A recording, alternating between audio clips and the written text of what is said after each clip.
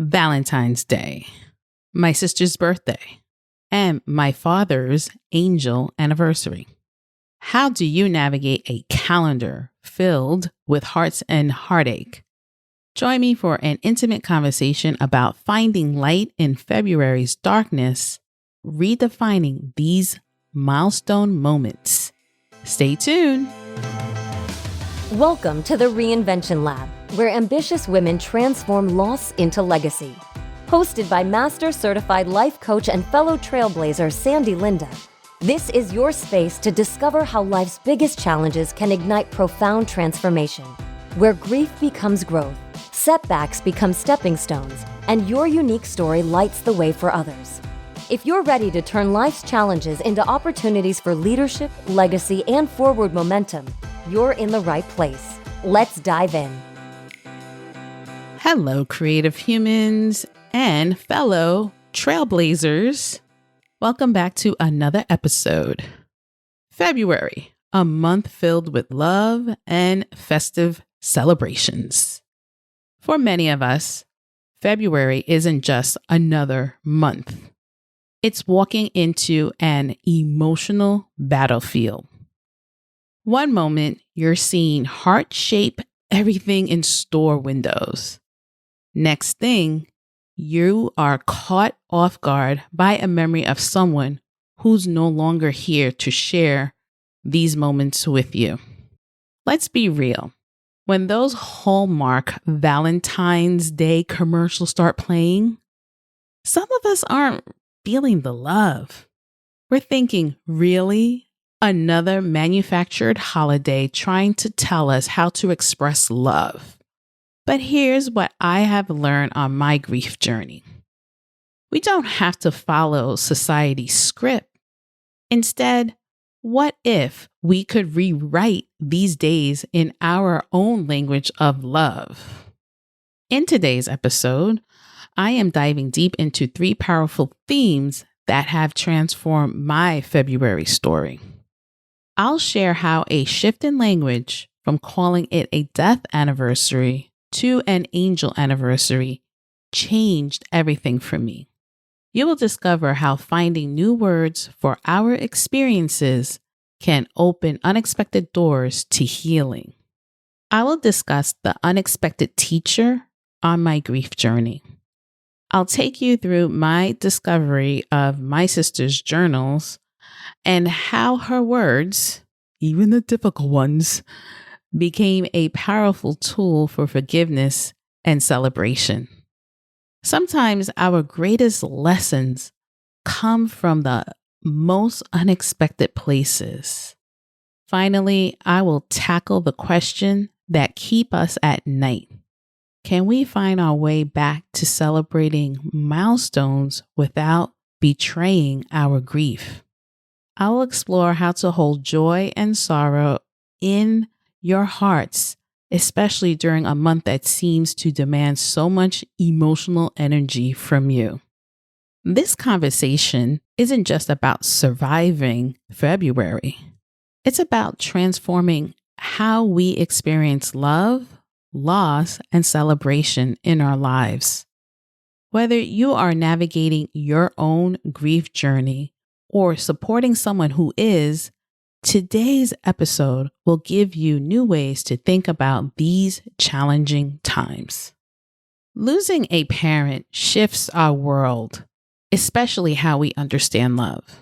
After losing my father, February felt like an emotional battlefield. February 20th loomed ahead as a heavy marker of loss, what I call his death anniversary. But over time, something beautiful and unexpected happened. I discovered that grief, like love, has the power to transform. Losing my father changed my experience of love. His physical absence made me aware of his spiritual presence in the values he instilled in me, my approach to challenges, and how I love others. Losing him opened my heart to a deeper understanding of love. Love, I learned, doesn't end when someone becomes our angel. It evolves, taking on new forms and meanings. This transformation in my understanding of love led me to question the language I use to mark significant dates. Last year, when I recorded an episode about milestones and remembrance days, I used the term death anniversary. It felt too final to focus on what I lost rather than what remained. But something profound shifted in me as I dived further into the language of grief. Through conversations with other grief advocates and my healing journey, I discovered a gentler, more meaningful way to honor these sacred dates. The angel anniversary. Think about it. When we say death anniversary, our hearts constrict around the loss, the absence, and the pain. The term angel anniversary opens up a space for something more. It resonated deeply with my journey, just as my love for my father had not died, but has grown. A new way of marking February 20th transformed a day of mourning into one of sacred connection. An angel anniversary acknowledges the pain of physical separation and the enduring love. It honors how our relationships with our loved ones evolve after they have become our angels. As February 20th approaches, my father's angel anniversary, I'm not just remembering the day he left this earth. I am celebrating how his love guides me, how his wisdom shapes my decisions, and how our connection remains alive, just in a unique form. The shift perspective has been healing in ways I never imagined. It taught me that love doesn't diminish with loss. It transforms. Every angel anniversary becomes an opportunity to celebrate not just the love we shared when my father was here, but the ways his love continues to manifest in my life today. I share this with you not as a prescription for healing, but as an invitation to explore how the language we use shapes our grief journey. When we allow ourselves to reframe these milestone days, we often discover new ways to honor our loved ones while nurturing our own hearts. Grief sometimes hands you teachers in unexpected places. For me, it was my sister's journals. Yes, the same sisters whose birthday is in February, just days before my father's angel anniversary. Talk about emotional multitasking, right? After losing my sister, I couldn't celebrate her birthday. Our relationship had been complicated. We had this distance between us that felt like an ocean, and I carried this weight of unspoken words and missed connections. But grief has a way of leading us to exactly what we need, even when we are not looking for it. One day, I sat with her journals, and let me tell you, sometimes the truth hits you like a splash of cold water on a hot day. There in her handwriting were words that might make anyone back off. She wrote about hating me and about the struggles of me being born second. Here's the plot twist that nobody tells you about the grief handbook. Finding out your sister's feelings about me brought comfort. I know it sounds crazy, right? But stay with me. Those raw, unfiltered thoughts became the bridge I needed. Finally, I could understand the source of our distant sisterhood. Her words, though tough to read, became the key to unlocking forgiveness for me. I recall the wrongdoing without being judgmental or self-pitying. 10 years later, I can say something that might sound impossible in the senses of grief. My sister became one of my greatest teachers in love and anger management. Who would have thought? Through her journals, she taught me it's okay to write out those messy, angry thoughts. You know, the ones where you're plotting out revenge scenarios or practicing imaginary arguments in the shower. We all been there. But here's the real gem.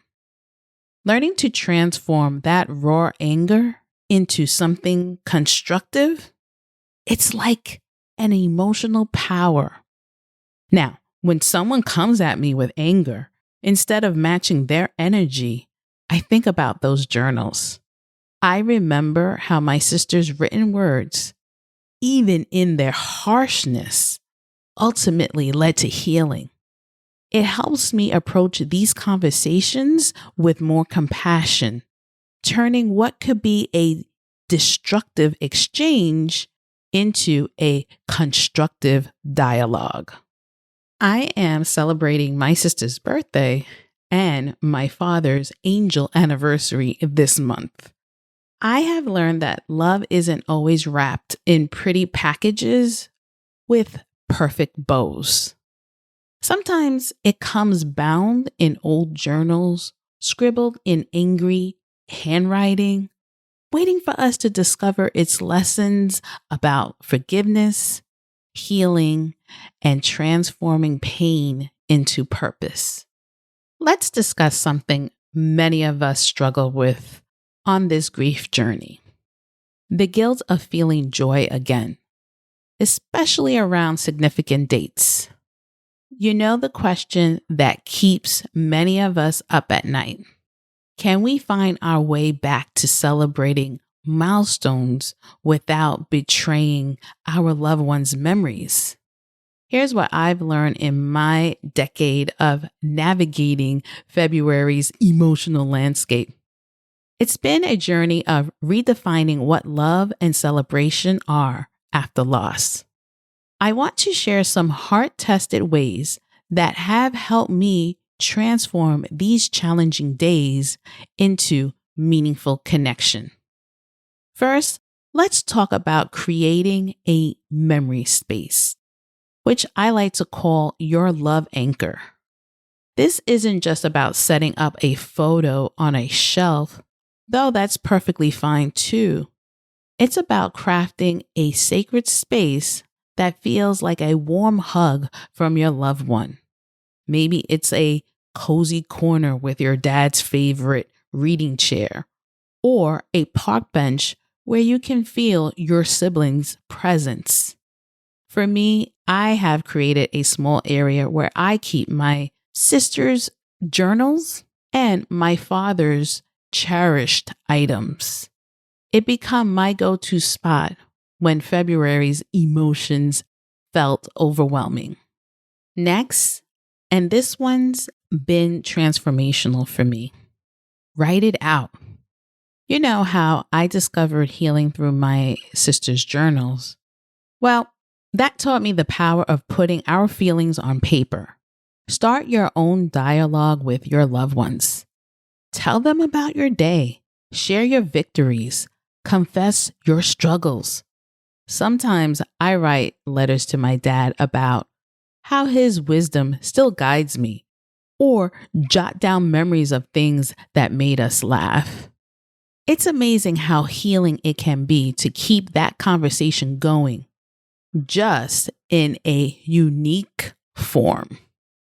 And here's the game changer though, creating new rituals. But here's the key that nobody tells you. Choose something sustainable. Don't feel pressure to plan an elaborate celebration if that doesn't feel right. Maybe it's as simple as having your loved one's favorite meal on their angel anniversary, or playing their favorite song while you take a walk. I started a tradition of journaling on my sister's birthday and doing one act of kindness on my father's angel anniversary. Small gestures that honor their legacy without overwhelming me. The beautiful thing about these practices is that they help us hold joy and sorrow together.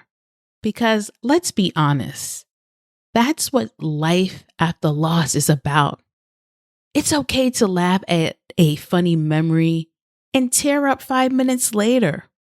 It's okay to celebrate Valentine's Day and still miss your person. You can create new traditions and still love the old ones. Remember, choosing to celebrate isn't betraying your grief. It's transforming into a new kind of love. Your loved one's greatest legacy might just be teaching you how to love in their absence, how to find joy even in the middle of missing them, and how to carry their light forward in ways that feel authentic to you. As we wrap up today's episode, I want to circle back to something profound that happens when we lose someone we love, especially a parent or sibling. Our entire understanding of love undergoes this incredible transformation. It's like putting on a new pair of glasses and suddenly seeing everything with crystal clarity. When my father was alive, his love was just there. But here's the beautiful thing I have discovered.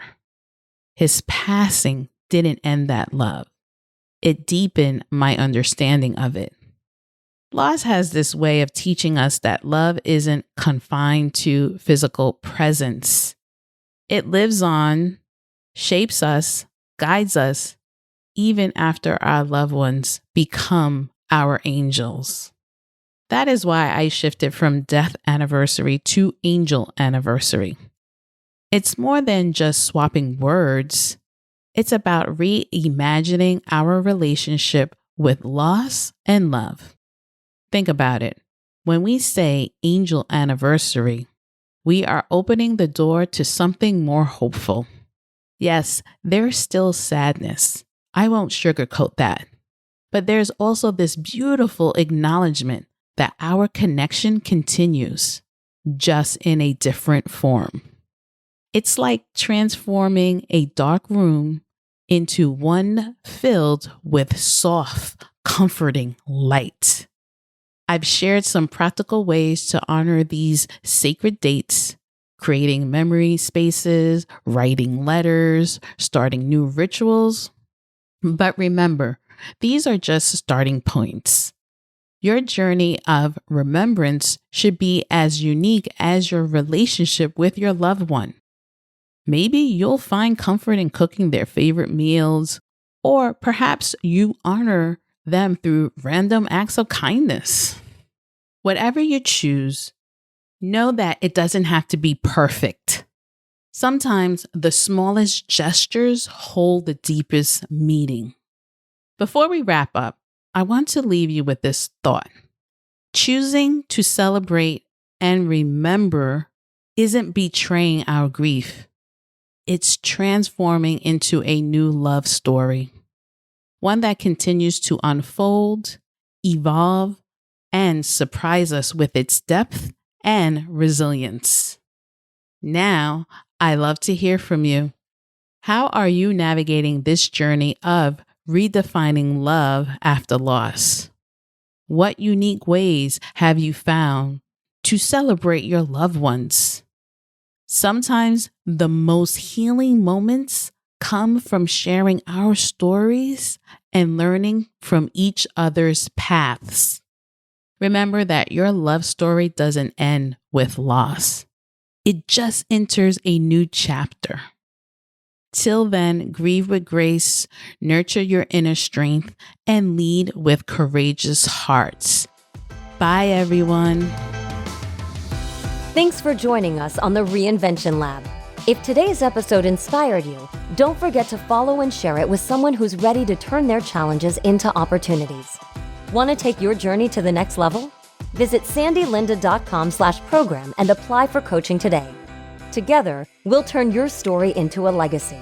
Until next time, keep moving forward with purpose, passion, and power.